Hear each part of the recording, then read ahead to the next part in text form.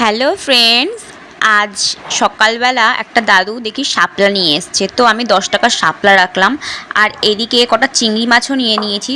তো এগুলোকে ভালো করে ধুয়ে নুন মাখিয়ে রেখে দিয়েছি। শাপলাগুলোকে এরকম করে কুচি কুচি করে কেটেছি। তারপর নিয়ে নিলাম একটা এরকম ফ্রাই প্যান। তো ফ্রাই প্যানের মধ্যে একটু বেশ কিছুটা সর্ষের তেল দিয়েছি। সর্ষের তেল দিয়ে ফ্রাই প্যানটা গরম হবে তখন কাঁচা লঙ্কা, পেঁয়াজ আর চিংড়ি মাছগুলো একসাথে আমি দিয়ে দেবো।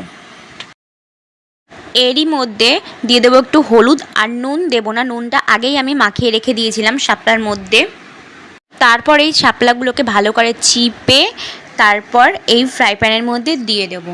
দিয়ে বেশ কিছুক্ষণের জন্য নাড়াচাড়া করব, একটু ভাজা ভাজা হবে বন্ধুরা, তারপর নামিয়ে ফেলবো। তো দেখো বন্ধুরা, আমার শাপলা চিংড়ি রেডি। তো কে কে এই রান্নাটা ভালোবাসো তো কমেন্টে বলবে, আর ভিডিওটা ভালো লাগলে বন্ধুরা প্লিজ একটা লাইক করে দেবে, চ্যানেলটাকে